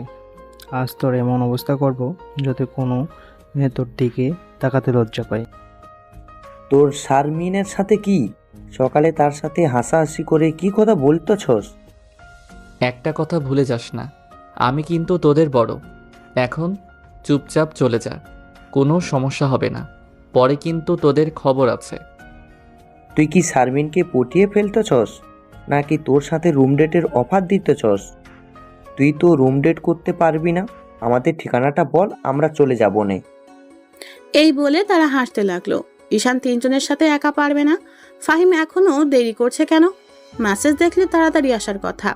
তারা তিনজন থেকে একজন প্যান্টের বেল্ট খুলছে আর একজন একটা ছুরি বের করছে। তারা ঈশানকে তিন দিক দিয়ে ঘিরে ধরছে, তাই দৌড় দেওয়ার কোনো চান্স নেই। ঈশান মায়ের শুরু করে দেয়। যতক্ষণ পর্যন্ত ফাহিম না আসে, ছুরিওয়ালা ছেলেটাকে কানের নিচে নরম জায়গায় শরীরের যত শক্তি আছে তত শক্তি নিয়ে আঘাত করলো। তারা হয়তো এমন আঘাত আসবে কল্পনাও করেনি, তাই প্রতিরক্ষা করার কোনো সুযোগই পায়নি। যে জায়গায় আঘাত করছে ঠিক সে জায়গায় গিলে লাগলো। ছেলেটা এক চিৎকার দিয়ে নিচে পড়ে গেল। এটা তিনজনের সাথে পারা সম্ভব না। ফাহিমও আসেনি। তিনজন ঈশানকে এলো পাথারি লাথি মারছে আর বলছে, মার শালারে মার, শালাই কি ঘুষি দিল, গার রড়াইতে পারছি না। কথা বলছে আর মারছে। ঈশান হাত দিয়ে প্রতিরক্ষা করছে। ঈশানের নাক দিয়ে ব্লিডিং হচ্ছে, মুখের কয়েক জায়গায় কেটে গেছে, অনবরত রক্ত পড়ছে। এমন সময় ফাহিম আসলো। ফাহিমের হাতে একটা লাঠি। এই লাঠি দেখে ওরা তিনজন দৌড় আর ফাহিমের দৌড় দেখে। ফাহিম ঈশানের কাছে এসে বলল, সরি দোস্ত, দেরি হয়ে গেছে। আমি ওয়াশরুমে ছিলাম, বের হয়ে দেখি তোর মেসেজ দেখার সাথে সাথে আমি চলে আসি। আমি তোরে কিছু বলছি? দেখ, আমার অনেক ব্লিডিং হচ্ছে, আমাকে কোনো ডক্টরের কাছে নিয়ে যা। আমি তোরে ধরেছি। ফাহিম ঈশানকে ধরে গলি থেকে বের করে রাস্তায় নিয়ে আসে। একটা গাড়ি ডাক দেয়। ঈশান গাড়িতে ওঠে। নাক দিয়ে রক্ত বের হচ্ছে, মুখের কয়েক জায়গায় কেটে গেছে, ছুরি দিয়ে আঘাত করায় পিঠে কয়েক জায়গায় কেটে গেছে, অনেক ব্লিডিং হচ্ছে, তাই ঈশান জ্ঞান হারায়। আনিকা আশিকের সাথে ব্রেকআপ করার পর একা হয়ে গেছে। প্রতি রাতে কেন জানি ঈশানের কথা মনে পড়ে। চেম্বারে ঈশান আর আসে না, কারণ হয়তো ঈশানের রোগ ভালো হয়ে গেছে। আনিকা কোনোভাবেই ঈশানকে ভুলতে পারছে না। আনিকার খালি ঈশানের কান্নার কথাটা মনে পড়ে আর ফুপিয়ে কেঁদে ওঠে। সব সময় আনিকা নিজেকে এই বলে সান্ত্বনা দেয়, ঈশান তুই তো আমারে ভালোবাসতি, আমি জানি তুই একদিন আসবি। আসলে যে ঈশানকে কি করবে আনিকা, সেটা আনিকাই জানে। এভাবে আনিকার 2 মাস চলে যায়। ঈশানের কোনো দেখা নাই। বাড়ি থেকে বিয়ের কথা বলছে, ভালো এক সম্বন্ধ আসছে, বলছে বিয়ে করার জন্য। আনিকা এই বাহানা সেই বাহানা দিয়ে দেরি করছে। শেষমেশ আনিকা নিজেই সিদ্ধান্ত নিল, নিজেই ঈশানের সাথে দেখা করবে আর নিজের ভালোবাসার কথা বলবে। ওই দিন রাতে আনিকার রুমে শারমিন এসে নাচতে থাকে খুশিতে। এদিকে আনিকা টেনশনে বাঁচে না আর নিজের বোন কিনা নাচে। দিল এক ধমক, শারমিনের মুখটা কালো হয়ে যায়। ধমকের কারণে শারমিন কেঁদে দেয়, কাঁদতে চলে যাচ্ছে আর বলতে লাগলো, আপু তুই না অনেক খারাপ। আমি টেনশনে বাঁচি না, আব্বা আম্মা বিয়ের চাপ দিচ্ছে আর তুই কিনা খুশিতে নাচস। যা, তোর সাথে আমি আর কথাই বলবো না। ব্যাপারটা ছিল ঈশানকে নিয়ে। এই বলে শারমিন সেখান থেকে চলে আসলো। আনিকা ঈশানের নাম শুনে আটকে যায়। ঈশানের ব্যাপারে কি বলবে শারমিন? পরক্ষণেই মনে পড়লো, আরে ঈশান আর শারমিন তো একই কলেজে পড়ে, নিশ্চয়ই কিছু একটা হয়েছে। শারমিন যেহেতু খুশিতে নেচেছে, তাহলে নিশ্চয়ই ভালো খবর। এইসব চিন্তা করে শারমিনকে ডাক দিল। 5-6টা ডাক দিল শুনেনি, তার মানে অনেক রাগ করছে। আনিকা জানে শারমিনের রাগ ভাঙানো এত সহজ না। আনিকা ভাবতে লাগলো কি করে রাগ ভাঙানো যায়। এখন একটাই উপায়, তার পছন্দের খাবার বানানো। আনিকার যতটুকু মনে পড়ে শারমিনের পছন্দের খাবার হলো পিৎজা। কিছু করার নেই, পিৎজার অর্ডার দিয়ে দিল। পিৎজা আসলে পিৎজা নিয়ে আনিকা শারমিনের রুমে গেল। গিয়ে দেখে শারমিন শুয়ে আছে। আনিকা গিয়ে শারমিনের সাথে মজা শুরু করলো। ওলে আমার গুলুমুলু আপুটা রাগ করেছে। কোথায় রাগ করেছে, গালে নাকি মুখে? দেখ তোর জন্য কি আনছি। যা, তোর সাথে কোনো কথা নেই। ওকে, তাহলে পিৎজাটা আমি একাই খাই। কি, তুই পিৎজা আনছোস? শোয়া থেকে উঠে বসলো। হুম। দে আপু দে। তোর রাগ ভাঙছে? হুম। তারপর দুই বোন মিলে পিৎজা খেতে লাগলো। আনিকা জিজ্ঞেস করলো, ঈশানের ব্যাপারে কি যেন বলছিলি? আমি জানি তুই এই প্রশ্নটা করবি, কারণ তুই আরো আগে ঈশানের উপর ক্র্যাশ খাইছোস। খাইছি, এখন বল। শারমিন ঈশানের কাছে প্রাইভেট পড়ায়। সকালের সব কথা আনিকাকে বলল শারমিন। এক পর্যায়ে আনিকার মুখ উজ্জ্বল হয়ে যায়, কারণ ঈশান কারো প্রেমে পড়ে নাই। আর শারমিনের বোনের সম্পর্কে অনেক কিছু জিজ্ঞেস করায় বুঝতে পারলো এখনো আনিকাকে ভালোবাসে। তার মানে ঈশানের কাছে গেলে হতাশ হবে না। খুশিতে আনিকা শারমিনকে নিয়ে নাচতে থাকে। আনিকা ফাহিমের কথা শুনে বলল, আগে পড়াশোনায় মনোযোগ দে, প্রেম ভালোবাসা পরেও করতে পারবি। থুর আপু, তুই আর ঈশান ভাই সম্পূর্ণ এক। এক হলো ভালোবাসা। এই বলে নাচতে নাচতে আনিকা নিজের রুমে চলে গেল। গিয়ে শুয়ে ঘুমিয়ে গেল। শারমিন ভাবছে, আমি প্রেম করলে তুই জানবি কোথা থেকে। শারমিনও ঘুমিয়ে পড়ল। চোখ খুলে দেখে হাসপাতালের বিছানায় শুয়ে আছে। ফাহিম কাছে এসে বলল, কেমন লাগছে? ভালো। এখন বল, কে কে তোরে মেরেছে? নাম জানি না, তবে কলেজের সেকেন্ড ইয়ারে পড়ে। সেকেন্ড ইয়ারের ছেলেরা তোরে মেরেছে? হুম। তুই কিছু করেছিস? না, তোর জন্যই তো আমি মাইর খেলাম। আমার জন্য মানে? তোর উপর ক্রাশ খাওয়া মেয়েটা শারমিন, তার জন্য। ওই যে শারমিন সকালে যে ফোন দিয়েছিল। হুম, তার সাথে কথা বলছি দেখে শালার পুতেরে আসছে আমারে মারতে। তুই কোনো টেনশন করিস না, শারমিনকেও দেখে নেব, ওই শালাগুলোও দেখে নেব। এক নার্স এসে বলল, আপনাদেরকে বেড ছেড়ে দিতে হবে, কেন? কারণ এখানে অন্য রোগী আসবে। কেন? আমার তো সিটের ভাড়া দিব। তাহলে উপরতলায় উন্নত মানের বেডে যান। একদিনের ভাড়া 10,000 টাকা। মানে? মানে কিছু না, আপনাদের এই বেড ছেড়ে দিতে হবে। ওকে ফাহিম, আমি ঠিক আছি, ছেড়ে দিচ্ছি। আপনার ব্যবহার ভালো লাগলো না। কি করবেন? যত সব ফালতু কথা, কোথা থেকে যে আসে এগো হসপিটালে, ছোট লোকের বাচ্চা। ফাহিমের এমনি মাথা গরম। একে ঈশানকে মারছে, তারপর এই নার্সের এসব কথা শুনে রাগ উঠে যায়। ফাহিম চর দিবে এমন সময় ঈশান ধরে ফেলে, বাইরে নিয়ে আসে আর বলল, এই নার্সকে পরে দেখে নিব। তুই আমাকে ধরলি কেন? চট দিয়ে সবগুলো দাঁত ফেলে দিতাম। দেখ বিল কত হয়েছে, আমি এখানে বসি। এতক্ষণ ঈশান হসপিটালটা ভালো করে খেয়াল করেনি। হসপিটালের এদিক ওদিক তাকিয়ে চোখ বড় হয়ে যায়। এটা তো আনিকা যে হসপিটালে কাজ করে, এটা তো সেই হসপিটাল। এই করিডোর পর হলেই তো আনিকা বসে আছে চেম্বারে। এত কাছে বসে আছে ওর ভালোবাসা। মন চাচ্ছে উড়াল দিয়ে চলে যেতে তার কাছে, কিন্তু গেলে কি লাভ হবে? তার তো বয়ফ্রেন্ড আছে, গেলে তো অসুবিধা হবে। ঈশানের কেন জানি মন চাচ্ছে আনিকাকে এক নজর দেখতে, সম্ভবত ভালোবাসে সে কারণে। ফাহিম এসে বলল, দোস্ত, বিল 10,000 টাকা। এত টাকা? কি করলো? একটু পিঠে সেলাই করলো আর মুখে ওয়াশ করে ব্যান্ডেজ বেঁধে দিল। সামান্য কাজে এত টাকা হয় কি করে? আমি একই প্রশ্ন করছিলাম। তারা বলে তোরে যে ইঞ্জেকশন দিয়েছে সেগুলো অনেক দামি। ঠিক আছে, দেখি কি করা যায়। তুই এক কাজ কর, যে নার্স আমাদের সাথে খারাপ ব্যবহার করছে তার নামটা জেনে আয়। তুই দাঁড়া। একটু পর এসে বললাম, তানহা নার্সের নাম তানহা। তানহা নামটা সুন্দর, কিন্তু একটা ডাইনি। আমি এক জায়গায় যাব, তুই আমাকে হেল্প কর। কোথায় যাবি? আমাকে ধর, তোকে বলি। আমি যে মাথা ব্যথার জন্য ডক্টর দেখাইছিলাম, সেই ডক্টরের চেম্বার একটু সামনে, তার কাছে যাচ্ছি। কিন্তু তার কাছে গিয়ে কি লাভ হবে? জানি কোনো লাভ হবে না। আর এই ডক্টরকে আমি 2 মাস আগে ভালোবাসছিলাম, এত কাছে যেহেতু, তাই এক নজর দেখে যাই। ওকে, যা। আর শোন, এই ডক্টরের বোনের নাম শারমিন। কি কস? ওই দেখ ডক্টরের চেম্বার। আমি যাই। কতক্ষণ লাগবে? জানি না। এই বলে ঈশান আনিকার চেম্বারের সামনে চলে আসে। আনিকার পিএস এসে বলল, এখন কোনো রোগী দেখা হবে না। ম্যাডামকে বলেন ঈশান মাহমুদ আসছে। পিএস ভিতরে চলে যায়। একটু পর ফিরে এসে বলল ভিতরে যেতে। ঈশান ভিতরে ঢুকলো, দেখে ডক্টর উল্টো দিকে চেয়ার ঘুরিয়ে বসে আছে। ঈশান বলল, আমাকে মুখ দেখাবেন না? যেটার জন্য এত কষ্ট করে আমি এখানে আসলাম, দেখাবেন না? তাহলে ভিতরে আসতে বললেন কেন? এই বলে ঈশান বসা থেকে উঠল। ডক্টর তার চশমাটা রেখে সোজা হেঁটে ঈশানের কাছে চলে আসে। এসে কোনো কথা না বলে ঈশানের মাথায় ধরে সোজা তার নরম গোলাপি ঠোঁটটা ঠোঁটে লাগিয়ে দেয়। ঈশান এর জন্য প্রস্তুত ছিল না। 30 সেকেন্ড পর ছেড়ে দিল। ডক্টর চোখ বন্ধ করে রাখছে। ঈশান বলল, এটা কি ছিল? জানি না।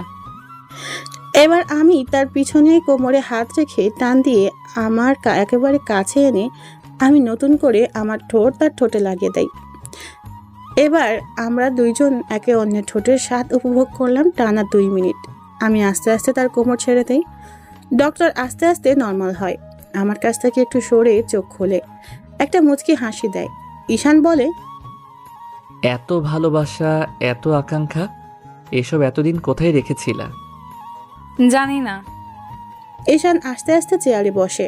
ডক্টর এখনো পুরো শরীরে তাকায়নি, তাকিয়ে অবাক হয়ে যায় আর বলে, এইসব কি তোমার শরীরে কি করে হয়েছে এগুলো? এত উত্তেজিত হওয়ার কোনো কারণ নেই, আমি ঠিক আছি। কোথায় তুমি ঠিক? পিঠে ব্যান্ডেজ, মাথায় ব্যান্ডেজ, হাতে ব্যান্ডেজ। আনিকা উঠে এসে আমার শরীর দেখাতে লাগলো, দেখে বলল, তোমাকে মনে হয় 3-4 জন মিলে গণধোলাই দিছে। কি করে হলো এসব? খুলে বলো। ঈশান আনিকাকে রাতের ঘটনা, হাসপাতালে আসা এবং সবশেষে নার্সের কথাটা বলল। নার্সের কথা শুনে আনিকা রেগে যায় আর বলল, তুমি একটু বসো, আমি সব ঠিক করে দিয়ে আসি। ঈশান কিছুক্ষণ বসে রইল। একটু পর আনিকা এসে বলল, সব ঠিক আছে, তোমাকে কিছু ওষুধ লিখে দিচ্ছি, সেগুলো খাবা আর পুরো 2 সপ্তাহ রেস্টে থাকবা।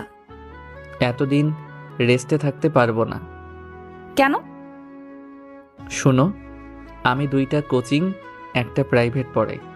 আমি যদি 2 সপ্তাহ এসব বন্ধ রাখি তাহলে আমার অনেক ক্ষতি হয়ে যাবে। কি ক্ষতি? আমি এখানে মেসে থাকি, মেসের ভাড়া, খাওয়া, আর আমাদের ফ্যামিলি মেম্বার 6 জন। আব্বার একটা ছোট জুতার দোকান, সেটা দিয়ে চলে না। তাই আমি এখানেও গাধার মতো খেটে খুঁটে কিছু টাকা ইনকাম করে বাড়িতে পাঠাই। এখন যদি 2 সপ্তাহ এসব বন্ধ রাখি তাহলে কি অবস্থা হবে? আনিকা উঠে ঈশানের কাছে এসে বসলো। বসে হাত ধরে বলল, ঈশান, তোমার সমস্যা আমার সমস্যা। আমি তোমাকে ভালোবাসি, তুমি বাসো না? বাসি, কিন্তু কিন্তু কি? তোমার না একটা বয়ফ্রেন্ড আছে? তার সাথে তো আমি 2 মাস আগেই ব্রেকআপ করছি। ও খুব ভালো, আমি তোমাকে খুব ভালোবাসি। আমি জানতাম তুমি আমাকে অনেক ভালোবাসো। হুম। তুমি কোনো টেনশন করো না, তুমি 2 সপ্তাহ রেস্ট নাও, দেখবে সব ঠিক হয়ে যাবে। তুমি বলছো? আচ্ছা, তুমি তো বললা তোমাকে 3 জন মারলো। কেন মারলো সেটা তো বললা না? তোমার বোন শারমিনের কারণে। অবশ্য তার এখানে কোনো দোষ নেই। তার সাথে সকালে কথা বলছিলাম, সেটা 3 জন ভালো চোখে নেয়নি। শারমিন এখানে জড়িত আছে, তার খবর আছে। আনিকা মোবাইল বের করলো ফোন করার জন্য। ঈশান আনিকাকে থামিয়ে বলল, তাকে ফোন দিবা না, আর তার এখানে কোনো দোষ নেই। ওকে, তোমার মোবাইলটা দাও। গতকাল রাতে ভেঙে গেছে। এখন কি করবা? ফাহিমকে দিয়ে নতুন মোবাইল কিনবো। জানো আমার এখন কি মন চাচ্ছে? কি মন চাচ্ছে? এখানে তোমার সাথে বসে সারা দিন কথা বলতে। আমারও মন চাচ্ছে। চলো তোমাকে বাসায় দিয়ে আসি। তুমি যাবা? হুম। চলো তাহলে। আর শোনো, তোমার আর কোনো বিল দিতে হবে না। হুম। ঈশান উঠে আস্তে আস্তে বের হচ্ছে। এমন সময় আবার আনিকা ঈশানকে পিছন থেকে জড়িয়ে ধরে বলল, আমি তোমাকে অনেক ভালোবাসি ঈশান, আমি তোমাকে অনেক ভালোবাসি। তুমি আমাকে ছেড়ে চলে যাবে? কখনো না। আমি জানতাম। এবার ছাড়ো, ব্যথা লাগছে। তুমি বাইরে গিয়ে একটু দাঁড়াও, আমি আসছি। ওকে। এই বলে আনিকা ঈশানকে ছেড়ে দেয়। ঈশান বাইরে বেরিয়ে আসে ফাহিমের কাছে। ফাহিম ঈশানকে ভালো করে দেখছে। ঈশান বলল, কি দেখছিস এরকম ভাবে? দেখছি তুই ঠিক আছিস কিনা। ঠিক আছি মানে? তুই এতক্ষণ ডক্টরের চেম্বারে কি করে থাকবি? কেন, কি হয়েছে?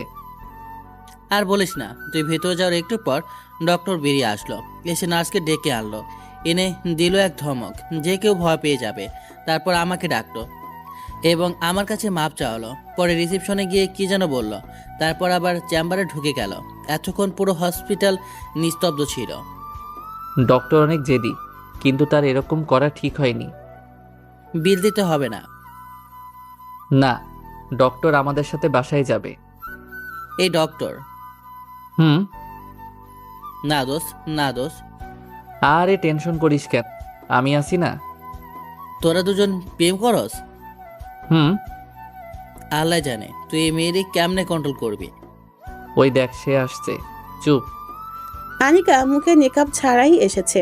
এটা দেখে কেন জানি ঈশানের একটুও ভালো লাগলো না। বলল, চলো। নিচে গিয়ে দেখে আনিকার পার্সোনাল গাড়ি আছে। গাড়ির ড্রাইভার একজন ইয়াং বয়সের ছেলে।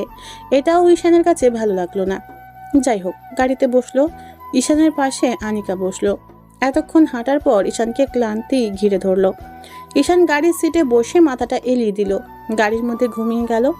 চোখ খুলে দেখে আনিকা ডাকছে। ফাহিম বলল, দোষ, বাসায় চলে এসেছি। নামার সময় আনিকা ঈশানকে হেল্প করলো। আস্তে আস্তে হেঁটে রুমে আসলো, গিয়ে বিছানায় শুইল। ঈশানের পাশে আনিকা বসলো। ওদের দেখে ফাহিম বাইরে চলে যায়। এটা তোমার জন্য। কি? মোবাইল। তোমাকে কে বলছে মোবাইল কিনতে? কেউ না। তাহলে কেন কিনলে? ভালোবাসি বলে। এখানে আমার আর কিছু বলার নেই। আনিকা আমাকে ভালোবাসি বলে কিনে দিল, এখানে ফিরিয়ে দেওয়ার কোনো মানে হয় না। ঠিক আছে। আর শোনো, আমি তোমাকে ওষুধ খাওয়ার সময় হলে কল দিব। তোমার এত কষ্ট করতে হবে না, তুমি বলে যাও। না, আমি তোমাকে কল দিব। ওকে। ঈশান আনিকার স্কার্ট ধরে নেকাবের মতো করে বলল, তোমাকে নেকাব অবস্থায় বেশি সুন্দরী লাগে। সত্যি? হুম। আনিকা সুন্দর করে নেকাব পরে বলে, এবার ঠিক আছে? হুম। তাহলে আমি যাই। যাও। এই বলে আনিকা চলে যায়। আনিকা চলে গেলে ফাহিম এসে বলল, সব ঠিকঠাক তো? হুম। এখন বল, 3 ছেলের কি করবি?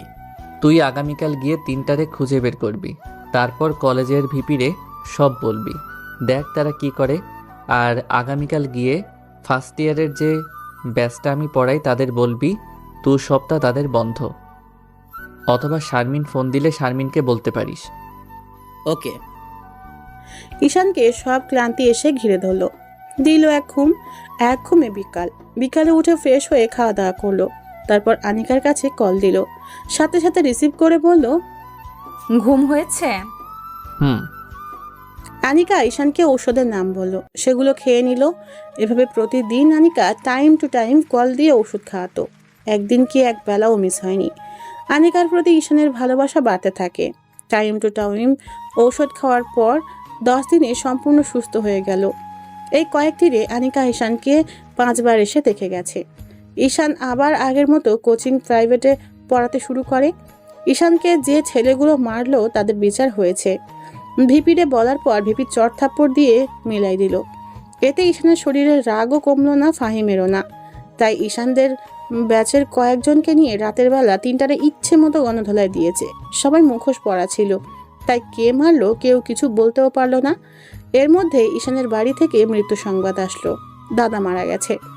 সংবাদ আসলো রাতে, তাই ঈশান ঠিক করেছে রাতেই বাড়ি যাবে। আনিকাকে কল দিল। আসসালামু আলাইকুম, কি করো?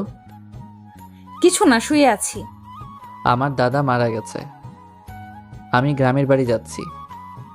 ইন্না লিল্লাহি ওয়া ইন্না ইলাইহি রাজিউন। কেঁদো না, মানুষকে তো একদিন মরতেই হবে। হুম। তুমি এখন কোথায় আছো? বাসায় রেডি হচ্ছি। ফাহিম যাবে আমার সাথে। তুমি একটু ওয়েট করো, আমি আসছি। তোমার আশা লাগবে না, আমি তোমাকে পরে ফোন দিব। ঈশান, তুমি একটু দাঁড়াও, আমি আসছি। এই বলে আনিকা ফোন কেটে দিল।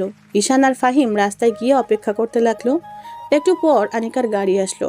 আনিকা গাড়ি থেকে নেমে এসে ঈশানকে জড়িয়ে ধরলো। ঈশানও জড়িয়ে ধরলো। আনিকা বোরকা পরে নাই, স্ক্রাফও বাঁধে নাই, ওড়না পেঁচিয়ে চলে আসছে। ফাহিম আনিকাকে এই অবস্থায় দেখে সাথে সাথে মুখ ঘুরিয়ে নেয়। আনিকার এই কাজটা ঈশানের একটুও ভালো লাগে নাই। ভাবলো পরে এই বিষয়ে কথা বলবে। ঈশান ছেড়ে দিয়ে বলল, তুমি কোনো টেনশন করো না। তুমি কতদিন থাকবা? জানি না। ওকে, তাহলে কিন্তু কল দিবা। ওকে, তাহলে যাই। হুম। আনিকা গাড়িতে উঠে চলে গেল। ঈশান আর ফাহিম বাড়িতে আসলো। সেখানে সব করে আসতে 2 দিন সময় লাগলো। ঈশান এসে আগের মতো প্রাইভেট কোচিং শুরু করে। এইদিকে ফাহিম আর শারমিনের মধ্যে ভালোই চলছে, কিন্তু ফাহিম সবসময় বিষণ্ণ হয়ে থাকতো শারমিনকে হারানোর ভয়ে। এদিকে ঈশান আর আনিকা ভালোই আছে। এভাবে 1 মাস চলে যায়। 1 মাসের মাথায় ঈশানের প্রচণ্ড মাথা ব্যথা উঠে, কারণ আজকে শরীরের উপর দিয়ে বেশি পরিশ্রম গেছে, তাই মাথা ব্যথা উঠেছে। তখন বিকাল 5টা। ঈশান একটা কোচিং করা ছিল। এমন সময় আনিকা সোজা ভিডিও কল দিল। ঈশান বাইরে বের হয়ে রিসিভ করলো। তোমাকে এমন দেখাচ্ছে কেন? প্রচণ্ড মাথা ব্যথা করছে। কোথায় তুমি? কলেজে। শোনো, আমি কলেজের আশেপাশেই আছি। তোমাকে আমি একটা রেস্টুরেন্টের ঠিকানা দিচ্ছি, যত তাড়াতাড়ি সম্ভব চলে আসো। Okay, love you. Love you too. Ishan coaching ছুটি দিয়ে রেস্টুরেন্টে চলে গেল। গিয়ে দেখে আনিকা এখনো আসেনি। ঈশান একটা সিটে বসে অপেক্ষা করতে লাগলো। একটু পর দেখলো আনিকা আসলো। ঈশানের আনিকাকে দেখেই রাগ উঠে যায়, কারণ আনিকার মুখে নাই কোনো নিকাব আর টাইট একটা বোরখা পড়েছে, যা দেখে ঈশানের পুরো মেজাজ গরম হয়ে যায়। ঈশান নিজেকে কন্ট্রোল করে হাসি মুখ নিয়ে বলল, আসছো তুমি? হুম। তোমার কি আগের সমস্যা? হুম। ঈশান টেবিলে মাথা দিয়ে মাথা নিচু করে বসে রইল। তার ভালো লাগছে না, কারণ আনিকা তার কথা শুনছে না। আনিকা বলল, তোমার সিটি স্ক্যান করাতে হবে। এই বলে আনিকা ঈশানের মাথাটা হাতিয়ে দিচ্ছে। ঈশানের খুব ভালো লাগছে। এভাবে 10 মিনিট মাথা হাতাইয়ে দিল। ঈশানের এখন অনেক ভালো লাগছে। ইচ্ছে করে প্রশংসা করলো না, কারণ সে তার কথা শুনেনি। আনিকা বলল, ভালো লাগছে? হুম। আনিকা উঠে এসে ঈশানের পাশে বসে মাথা হাতিয়ে দিচ্ছে। এভাবে আরো 10 মিনিট মাথা হাতিয়ে দিল। ঈশান মাথা উঠিয়ে বলল, মাথা ব্যথা অনেকটা কমে গেছে। দাও, আর একটু মাথাটা হাতিয়ে দিই, ভালো লাগবে। না, আপাতত চলবে। ওকে। আসলে মাথা ব্যথা অনেকটা কমে গেছে, তাই প্রশংসা না করে পারলাম না। বিয়ের পর কিন্তু কিছু করো আর না করো, এভাবে মাথা কিন্তু হাতিয়ে দিতেই হবে। আমার মাথা বানানো ভালো লাগে? হুম। থ্যাঙ্কস। আমাকে কোনো সময় থ্যাঙ্কস দিবা না, দরকার হলে বকা দিবা, তবুও থ্যাঙ্কস দিবা না। ওকে। শোনো, একটা কফি খাও, ভালো লাগবে। ওকে। আনিকা, তুমি কিন্তু আমার একটা কথা মানোনি। কি কথা? এত তাড়াতাড়ি ভুলে গেলে? কাজে ব্যস্ত থাকি তো, মিস্টেক হতেই পারে। মেকআপ? ও, মনেই থাকে না। আর সাথে সাথে নেকাব লাগিয়ে ফেললো। ঠিক আছে, সাথে তোমার আরও 2টি কাজ করতে হবে। কি কি?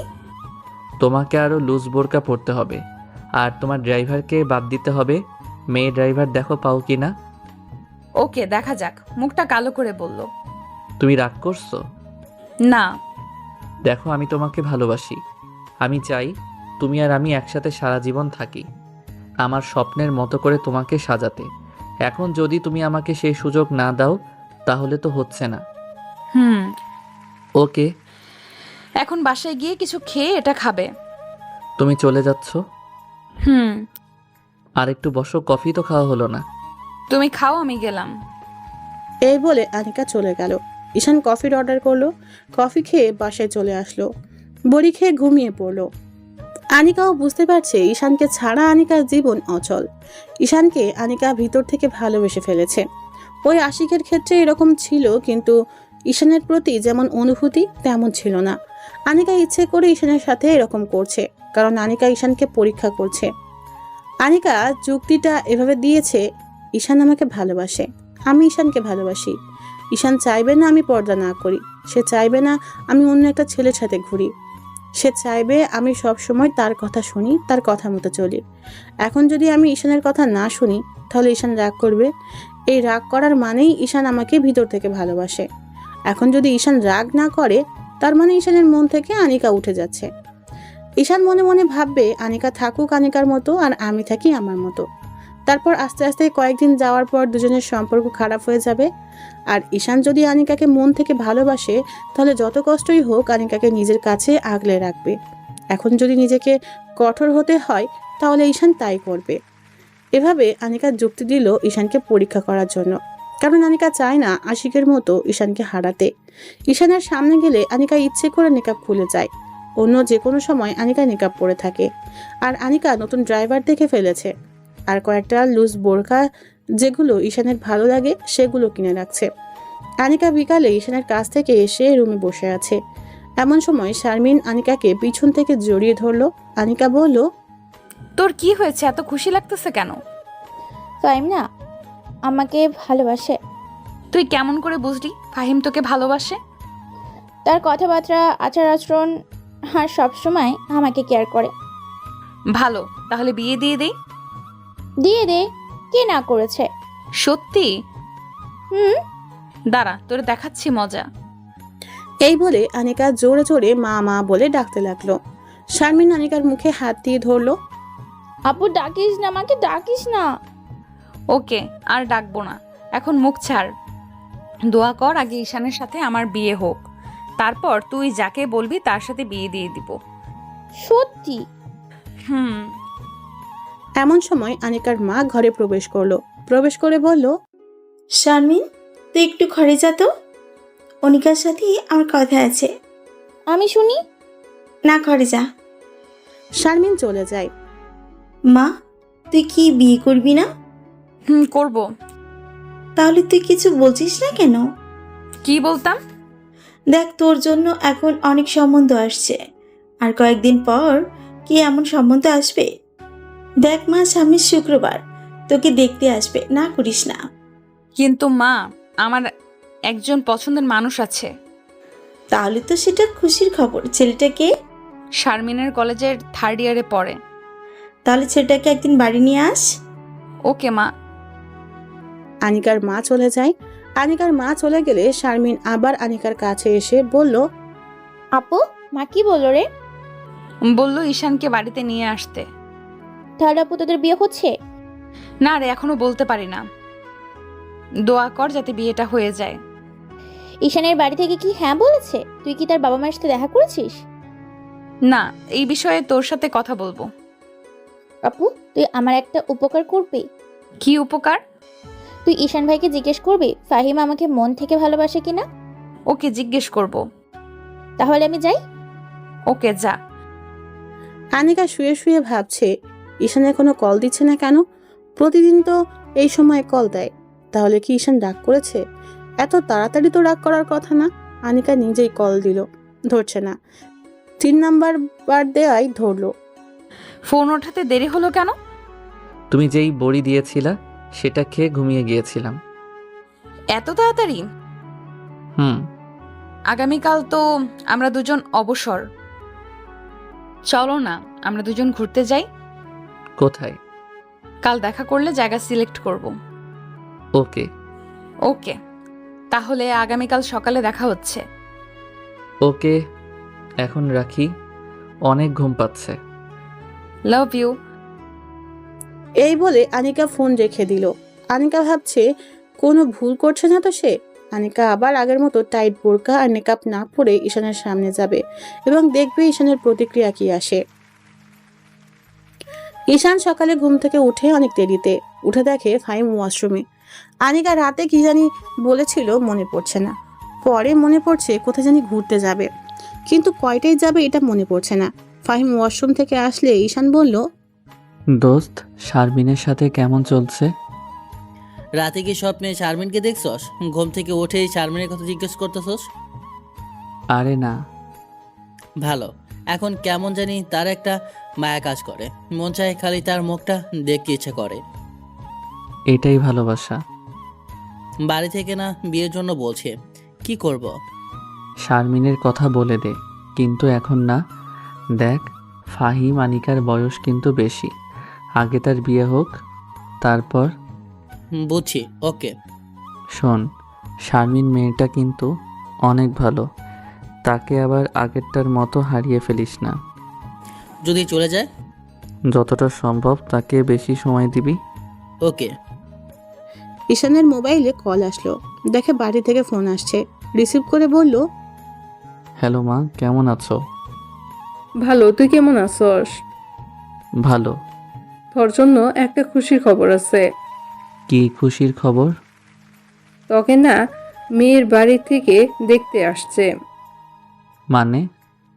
মানে হলো তোর বাবার বন্ধু যে আব্দুল ভাই, তার একমাত্র মেয়ে তোকে পছন্দ করেছে। তার বাবা এবং তার মা গতকাল আমাদের বাড়িতে আসছে, এসে সব দেখে গেছে। তাদের তোকে পছন্দ হয়েছে এবং বাড়ি ঘরও। আর তোর বাপের আর আমার মেয়েকে অনেক ভালো লেগেছে। ঈশানের মাথায় আকাশ ভেঙে পড়লো। এসব কি বলছে? না না, এই মেয়েকে চেনে না জানে না, বিয়ে ঠিক করে ফেলছে। আর এদিকে ঈশান আনিকাকে নিয়ে ঘর সংসার করার স্বপ্ন দেখছে। ঈশান বলল, দেখো মা, তোমাকে আমি পরিষ্কার করে বলে দেই, আমার ঢাকায় একজন মেয়ে পছন্দ আছে, আর বিয়ে করলে আমি তাকেই করব। কিন্তু আমাকে তো বললি না। এই যে এখন বললাম। তোর বাপ যে বলেছে বিয়ে দিলে তোকে এই মেয়ের সাথেই বিয়ে দিবে। সেটা বাবার চিন্তা ভাবনা। আর কিছুদিন পর আমি বললে তোমরা ঢাকায় এসে মেয়েকে দেখে যাবে, বিয়ের তারিখ ঠিক করে যাবা। তাহলে কি এই মেয়েকে না করে দিব? ডাইরেক্ট না করে দাও। আর একটু চিন্তা ভাবনা করে দেখ। মেয়ের বাবা সচ্চায় 5 লক্ষ টাকা যৌতুক দিতে রাজি হয়ে আছে। যৌতুক টৌতুক আমি বুঝি না, না করে দাও। এই বলে ফোন কেটে দিল ঈশান। আর ভাবছে, আগামীকালকের আনিকার ব্যবহার এরকম যদি প্রতিদিন হয় তাহলে তো হবে না, না হলে নাই। আনিকাকে ভালোবাসি, আনিকাকেই বিয়ে করব, দরকার হলে তাকে কিডন্যাপ করব। ঈশানের এরকম রাগি রাগি দেখে ফাহিম বলল, দোস্ত, কি হয়েছে? কোনো সমস্যা? না রে, বাড়ি থেকে আমার জন্য মেয়ে রেডি করে রাখছে, তাই আমি না করলাম। আনিকাকে যদি তোর বাড়ির থেকে পছন্দ না করে?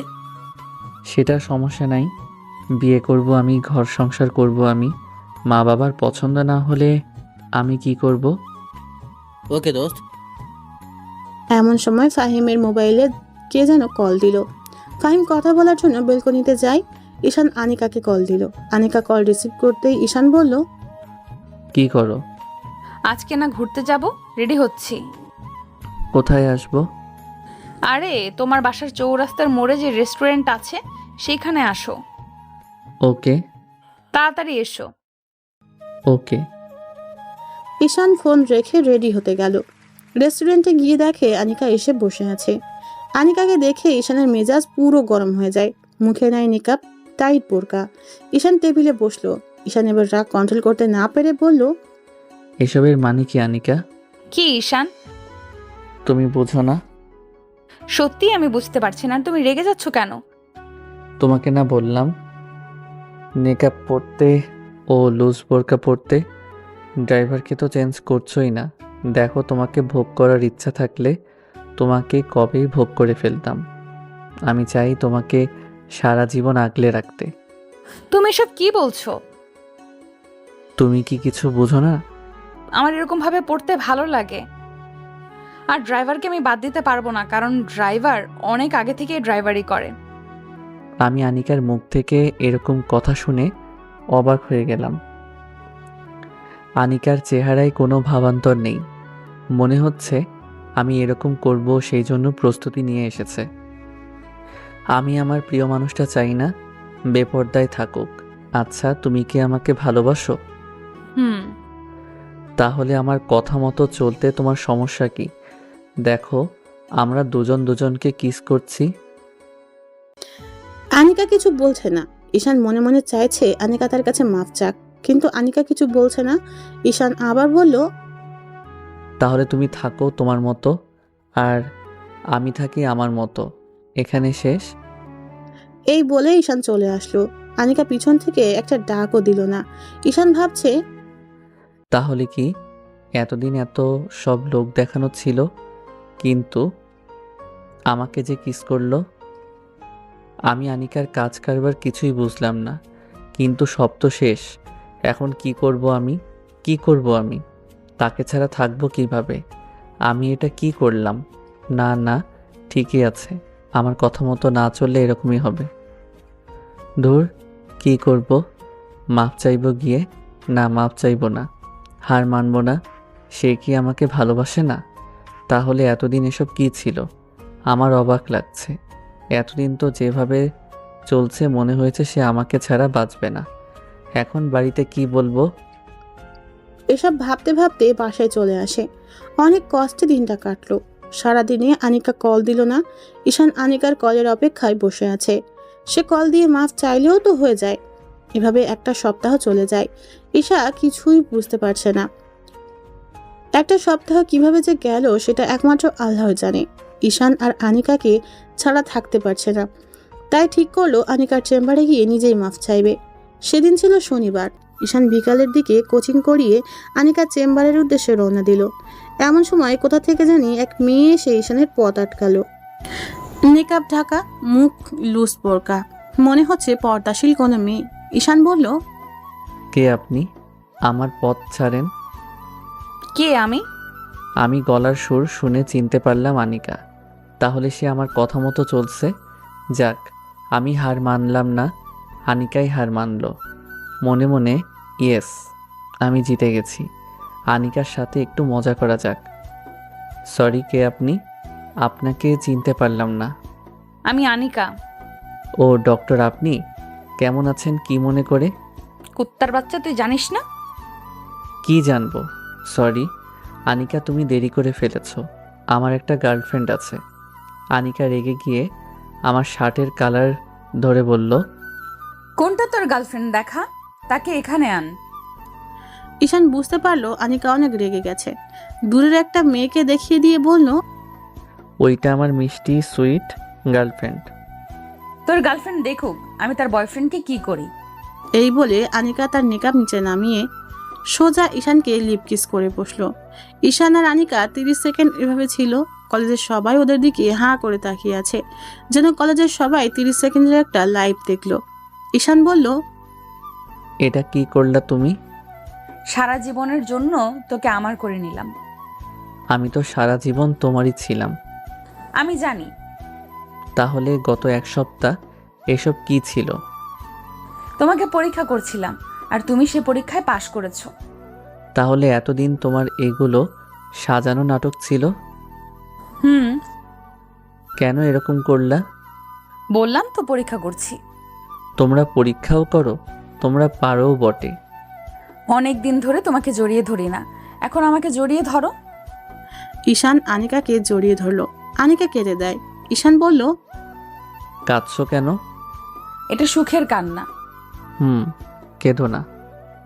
বলো, সারা জীবন আমাকে এইভাবে বুকের ভেতর আগলে রাখবে? সারা জীবন তোমাকে এভাবে বুকের ভিতর আগলে রাখবো। আনিকা আস্তে আস্তে ঈশানকে ছেড়ে দিয়ে বলল, চলো এখন তোমাকে আমার বাড়িতে নিয়ে যাব। আজ না, অন্য দিন। এখন তুমি আমার সাথে যাবা। ওকে। তারপর দুজন দুজনের হাত ধরে কলেজ থেকে বাইরে বেরিয়ে আসলো। এসে দুজনে একটা রিকশায় উঠলো। রিকশায় গিয়ে আনিকাদের বাড়ির সামনে নামলো। রিকশায় যতক্ষণ ছিল আনিকা ঈশানের হাত শক্ত করে ধরেছিল। আনিকা ঈশানকে বাড়ির ভেতর নিয়ে যায়, নিয়ে ড্রয়িং রুমে বসিয়ে বলল, তুমি বসো। না না, তুমি আমাকে ছেড়ে যেও না। ঈশান, এটা আমাদের বাসা, এখানে ভয় পাওয়ার কি আছে? তবু তুমি আমার সাথে থাকো। ওকে। আনিকা জোরে শারমিন বলে ডাক দিল। শারমিন ঈশানকে নিচে দেখে বলল, ঈশান ভাই, আপনি আপনি আমাদের বাসায়? বিশ্বাসই হচ্ছে না। বিশ্বাস হবেও না। তুই তোর ভাইয়ের সাথে থাক, তোর ভাই ভয় পাচ্ছে। আমি ড্রেস চেঞ্জ করে আসি। ভাই, আপনি না একটা ভীতু। তাহলে ফাহিম হলো ভিতর ডিম? ফাইমকে বলছেন কেন? সে তো অনেক সাহসী। সাহসী না, পুরাই আস্ত একটা ভীতু। ভালো হচ্ছে না কিন্তু ভাইয়া। ভীতু বললাম আমি আপনাকে, আর আপনি বললেন ফাইমকে। তাহলে তুমিও ভীতু? না না, তাহলে কে? আপনি ভীতু। আনিকার মা এসে বলল, কে ভীতু? আন্টি ফাহিম। না না, আমি ভীতু। ফাহিম কে? কেউ না। আন্টি আসসালামু আলাইকুম, কেমন আছেন? ওয়ালাইকুম আসসালাম। ভালো, তুমি কেমন আছো বাবা? ভালো। যা তো, আনিকাকে বল ঈশানের জন্য খাবার নিয়ে আসতে। শারমিন চলে গেল। আনিকার মা বলল, বাবা শোনো, তোমাকে কিছু কথা বলি। অনিকাকে তুমি কন্ট্রোলে রাখতে পারবা। এই মেয়ে কিন্তু অনেক জেদি। তোমাকে পেয়ে আমরা অনেক খুশি। আনিকাকে অনেক ছেলে দেখতে আসছে, কাউকে সে পছন্দ করেনি, অবশ্যই তোমাকে সে পছন্দ করেছে। তোমাকে পেয়ে আমরা অনেক খুশি। Thank you aunty. এখন বলো, তোমার বাবা মাকে কবে নিয়ে আসবা? আনিকার সাথে কথা বলে নেই।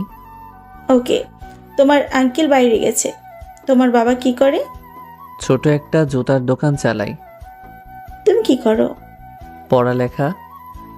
তুমি তাকে এখন বিয়ে করতে চাইছ? সেটা আনিকার উপর নির্ভর করছে। এখন সে যখন বলে, সে যদি এখন করে তাহলে আমার সমস্যা নাই, আর যদি বলে আরো 2 বছর পর, সেটাও সমস্যা নাই। তোমার কথা আমার ভালো লাগলো। Thank you aunty. আনিকা খাবার নিয়ে আসলো। আনিকা নতুন কাপড় পরলো। সে যে কাপড় পরুক না কেন, আনিকাকে অনেক সুন্দরী দেখায়। আনিকা ঈশানের সামনে খাবার দিল। আনিকার মা বলল, তাহলে তারা দুজন সিদ্ধান্ত নেয় কি করবে। ওকে, তুমি যাও। তোমাকে তো দারুণ সুন্দরী দেখাচ্ছে। সত্যি তোমার এই ড্রেসে ভালো লাগছে। তুমি যেই ড্রেস পরো না কেন, সবই আমার কাছে ভালো লাগে। থ্যাঙ্কস বলবো না, শুধু বলবো আমি তোমাকে ভালোবাসি। আমি জানি। এখন বলো, মার সাথে তোমার কি কথা হয়েছে? বলছে তোমাকে এখন বিয়ে করব না, পরে। তুমি কি বলো? সেটা তোমার উপর নির্ভর করছে। দেখো, আমার এখনো কোনো স্থায়ী উপার্জনের পথ নেই। সেটা হতে আরও কমপক্ষে 2 থেকে 3 বছর লাগবে। তুমি যদি চাও তাহলে 3 বছর পরে বিয়ে করতে আমার কোনো অসুবিধা নেই। সেটা এখন তোমার উপর। আনিকা কিছু বলছে না, মনে হচ্ছে ভাবনায় ডুবে আছে। কিছুক্ষণ পর বলল, আচ্ছা শোনো, তুমি আমাকে এই 2 মাসের ভেতরে বিয়ে করবা। কিভাবে করবা জানি না। যদি বাড়ি থেকে রাজি না হয় তাহলে পালিয়ে বিয়ে করবা। সত্যি বলছো? তোমার কোনো কাজ করতে হবে না, তুমি শুধু আমার পাশে থাকবা। ওকে। এখন বলো কবে বাবা মাকে নিয়ে আসবো? আগামী সপ্তাহে নিয়ে আসো। ওকে, দেখা যাক। তাহলে আমি উঠি? আমার রুমটা দেখে যাও। না, আরেকদিন দেখব। না না, এখন চলো। আনিকা ঈশানের হাত ধরে টানতে টানতে নিয়ে গেল তার রুমে। ঈশান আনিকার রুম দেখে অবাক হয়ে যায়। রুমটা কি সুন্দর করে সাজানো, যেন এখানে কোনো রানী থাকে। কিন্তু না, শারমিন এসে সব ফাঁস করে দিল। ভাই, অবাক হবেন না, আপনি আসবেন দেখে আপু রুম পরিষ্কার করেছে। আপু যেভাবে থাকে আপনি দেখলে বমি করে দিবেন। ওয়াক থু বলে দিল এক দৌড়। ঈশান আনিকার দিকে তাকালো। আনিকা ঈশানের দিকে তাকালো। আনিকা বলল, সারাদিন তো কাজে ব্যস্ত থাকি, তাই এত পরিষ্কার করতে পারি না। তুমি যে আমার জন্য এত কষ্ট করে রুম ঠিক করছো, এতেই আমি খুশি। থ্যাঙ্কস। ওকে, তাহলে আমি যাই।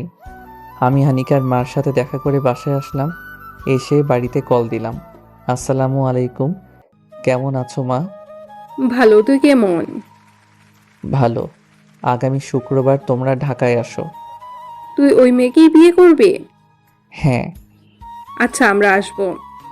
ওকে, শুক্রবার দুপুরের দিকে আসবা। আচ্ছা। ঈশান ফোন কেটে দিল। এভাবে একটা সপ্তাহ চলে যায়। এ সপ্তাহে ঈশানের 3 বছরের ইনকাম হাতে আসলো, দেখে মাত্র 2.5 লাখ। একেবারে হতাশ হলো।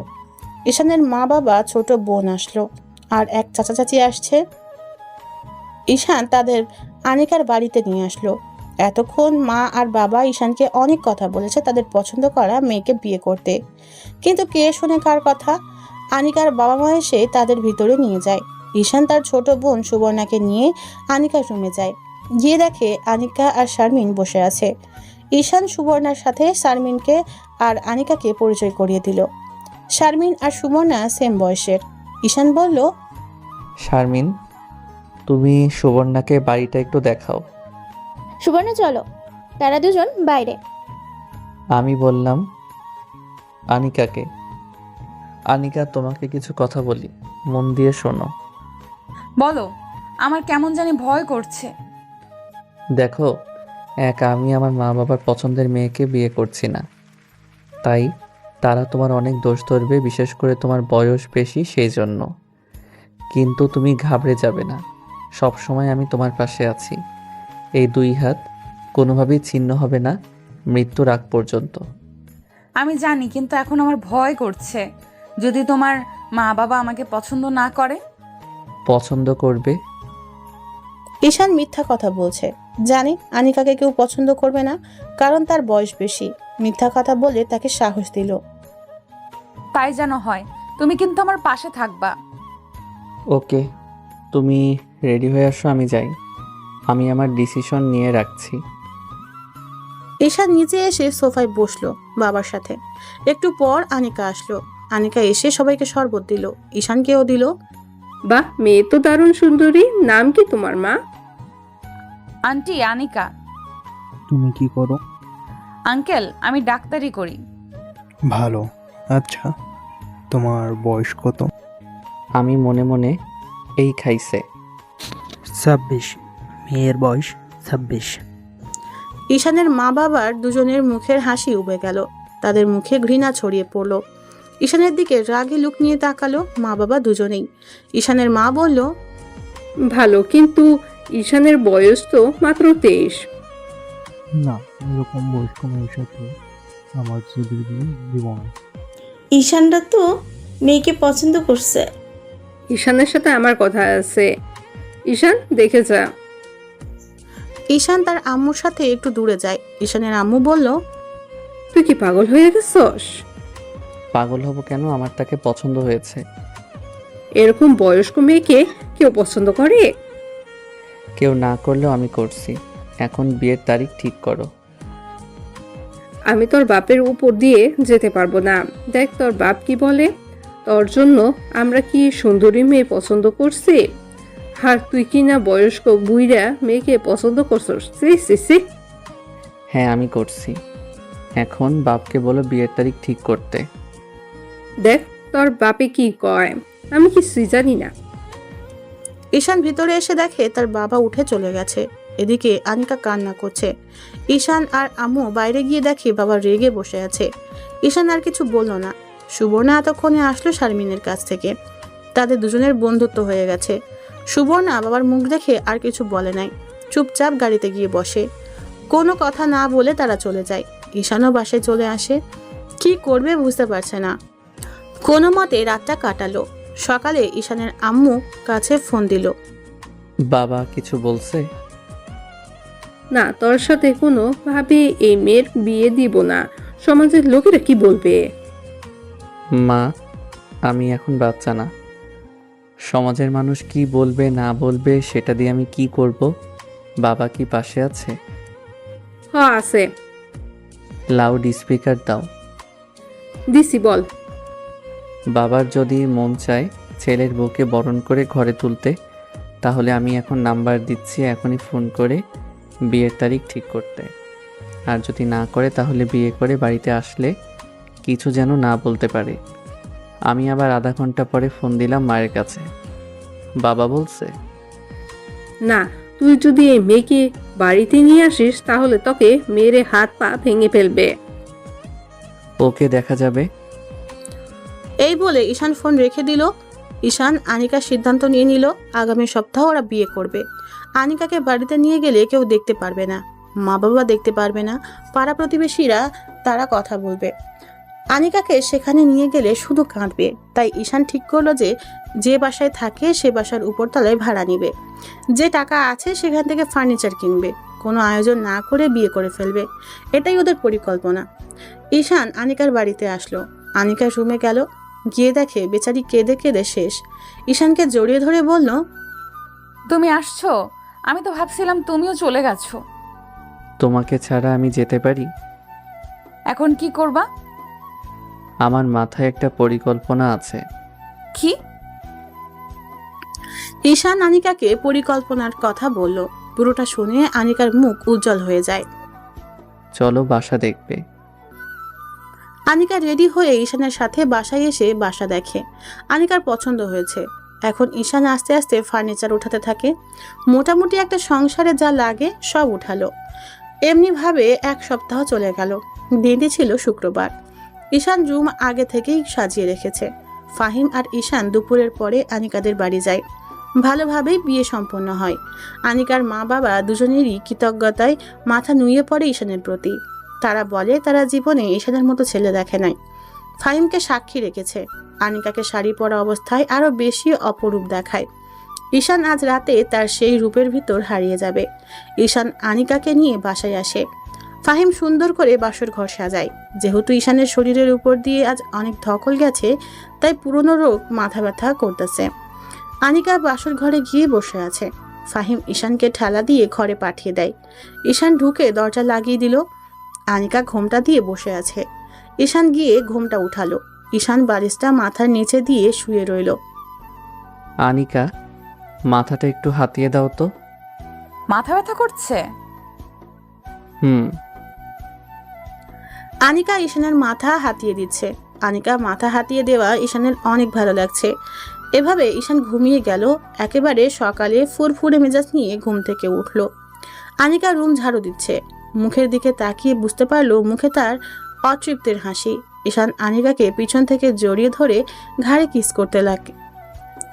ঈশান আনিকাকে পিছন থেকে জড়িয়ে ধরে ঘাড়ে কিস করতে থাকে। আনিকা উপভোগ করতে থাকে। ঈশান ঘাড়ে কিস করতে করতে ঠোঁটে গেল। এবার দুজনকে লিপ কিস করতে করতে আনিকা ঈশানকে বিছানায় ফেলে দিল। পরে কি করলো বুঝতেই পারছেন। এভাবে ভালোই চলছিল ওদের সংসার। মাঝে মাঝে ঝগড়া হতো, কিন্তু দিন শেষে দুজন একসাথে একই বিছানায়। টাকা নিয়ে ওদের কোনো সমস্যা হয় নাই। 1 মাসের ভিতর আনিকা ফ্ল্যাট পুরোটা ফার্নিচার দিয়ে ভরে ফেলে, কারণ সংসারটা তার। আনিকা ডাক্তারি করে সংসার চালাইতো। ঈশান প্রাইভেট কোচিং করিয়ে বাড়িতে টাকা পাঠায়। যাই হোক, তারা তার মা বাবা। 2 বছর আগে ঈশানের একটা চাকরি হয়। তখন আনিকা প্রেগনেন্ট, একটা মেয়ে হয়।